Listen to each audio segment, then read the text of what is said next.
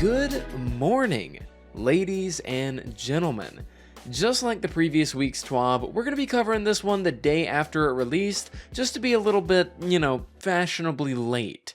No, but for real though, I released a video yesterday that was quite a beefy boy, and if you haven't gotten around to watching that yet, I highly recommend that you do. I went over my top 13 god rolls that I'm on the lookout for before Witch Queen drops, and a lot of you absolutely loved that video from what I saw in the comments, so I really appreciate it. Anyways, with that video being posted, I didn't want to post another one right after, so this morning we'll be covering the TWAB instead.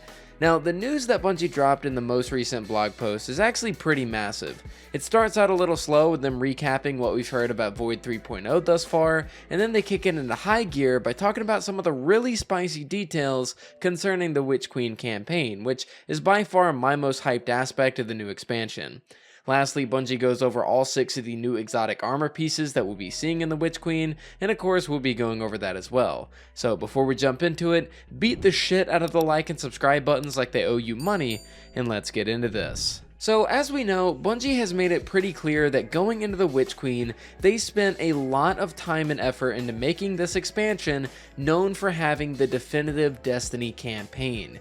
We've seen this through the level of quality shown to us via the cutscenes that Bungie has released, and also through Bungie making this campaign one that we can not only play through again and again, but also that they're including a new difficulty that we've never seen in Destiny before, Legendary, and this is not to be confused with just Legend. Now, a lot of questions have cropped up around this quote legendary difficulty, and Bungie just goes in this blog post in regards to answering pretty much everything that people have been asking, and this has led to some really good news. Now, first up, they address the topic of Legendary's main rewards. What is going to be the point of your average player going through the campaign on Legendary as opposed to normal?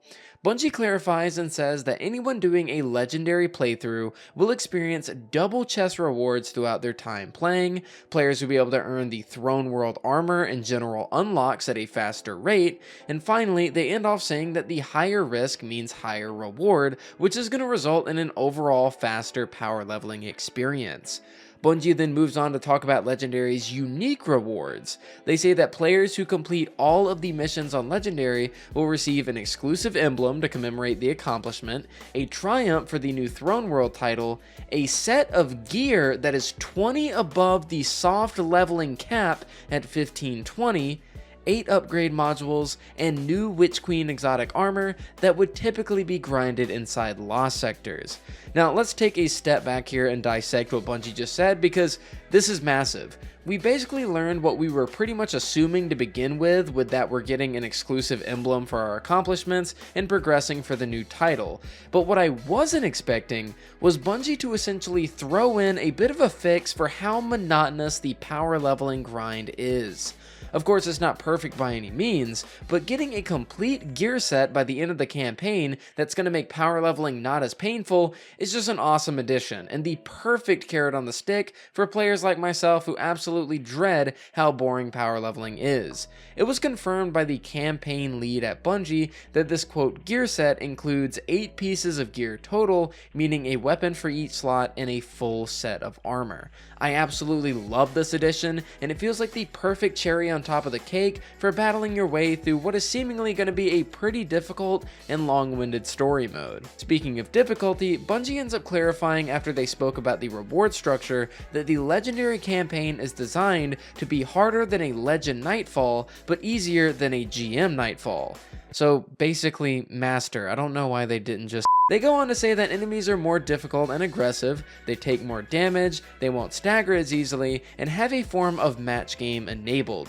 They finish off by saying that the main challenge of Legendary comes from the switching up of enemy interactions and infiltration, which would be swapping out a major enemy with a boss or having way more adds in any given area. Moving on from there, Bungie speaks on what quite possibly might be my favorite part of the entire blog post. They answer the question of, quote, can I overlevel this content by saying that every mission will cap your power level similar to contest modifier for day 1 raids. This is so all guardians have an even playing field to avoid feeling like every step is a grind. Now for me, this is a little bit of the opposite effect. I don't really care about every step feeling like it's a grind as much as I care about the campaign keeping a consistency of difficulty. I can't even begin to express just how happy this makes me. To put it bluntly, Destiny campaigns can be the best ones in the world in terms of storytelling, cutscenes, etc., but if the general gameplay of that experience and of that story is dookie, then the whole campaign is just ass, and that is applied to literally every single Destiny campaign to date, in my opinion. The Witch Queen, however, is going to be different. Instead of being a campaign that you can hop into and just steamroll absolutely everything while getting dialogue thrown at you, no matter how high of a level you are or how much time goes by, you'll still get a consistently solid experience in regards to the gameplay of the campaign, and I just absolutely love this. You can't have good storytelling, good cutscenes, and bad gameplay. This is something that has been consistent with Destiny campaigns until this point, and now it seems like Bungie is fixing that. I have vivid memories of when Beyond Light first came out and how much I adored that expansion's campaign on my first way through because I was underleveled for almost every mission I played since I didn't bother trying to power level. But as soon as I swapped over to my other characters later down the line to run them through the story, it felt absolutely awful because nothing was even remotely a threat, and it made playing through that experience again just so boring. Witch Queen is looking to fix that, and I really couldn't be happier. As someone who grew up with Halo, it's nice to see Bungie going back to that style of story where Destiny is going to be getting a consistent experience in regards to just loading up a story mission and playing them around the same difficulty every time. I'm just really happy to see Bungie making the required moves to get us to that point, so a major hats off to them. Now, moving on from there, Bungie talks a bit about the solo player experience in regards to Legendary. They say, we've had a lot of aspirational content in the past, but Legendary gives us a chance to give solo players a more equal footing with those that play in fire teams. They say that the enemy damage and health is going to scale with those that play with friends to again prevent steamrolling the content, and solo players will have an experience which is scaled to them to keep things from feeling near impossible to complete.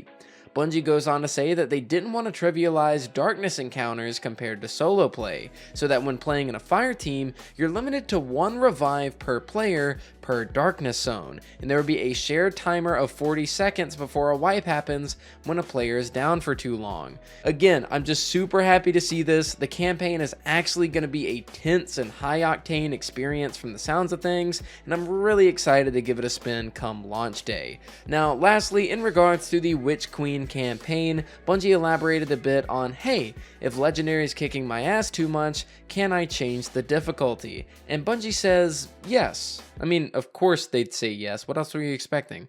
Anyways, yeah, if Legendary is too hard, you can always reload the mission on an easier difficulty and you're good to go. With all that said, that's going to end things off for the Witch Queen campaign news. The latter half of the TWAB is basically all about the exotic armor that we're getting in Witch Queen, and that is going to be 6 exotic armor pieces. There are going to be 2 for each class, with one of the 2 stasis related for each class as well, with the other one being light subclass related. So let's go ahead and take a look at these bad boys one by one.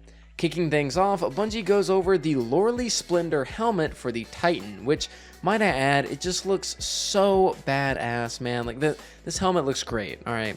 This helmet comes with the Cauterizing Flame perk that is going to allow sunspots to heal players when Sun Warrior is active. The perk also creates a sunspot on your location when you're near death, so basically, you can go from the verge of dying to healing in a sunspot, getting ability recharge, and having more damage, which is, well, it's pretty nice.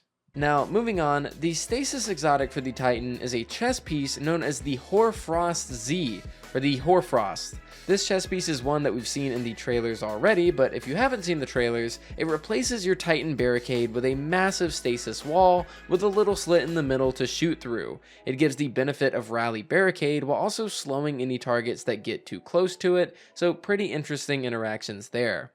Now moving on from the Titans, we got this super funky looking Warlock leg armor that is known as the secant or secant filaments. This exotic comes with the perk Devouring Rift, which grants the player Devour when they cast an Empowering Rift. This in turn allows them to deal more damage from the rift and heal when getting kills. Now the question arises, am I ever going to use this? Maybe if I'm solo flawlessing a future dungeon, but outside of that, probably not. Still a cool exotic to have in the game though, as I'm sure there is going to be a lot of Void 3.0 synergy here, and that might be where a lot of the usefulness of this exotic lies. Now up next for the Warlock, we have another exotic that we've seen in the trailers, the 𝗹𝗻𝗄𝗡𝗍 Gauntlets. These come with the fervid Cold Snap perk, which give you an additional Cold Snap grenade charge, while also allowing the Seeker to travel farther distances. Sounds predominantly like a PvP exotic, so this is probably going to be one that I pass on.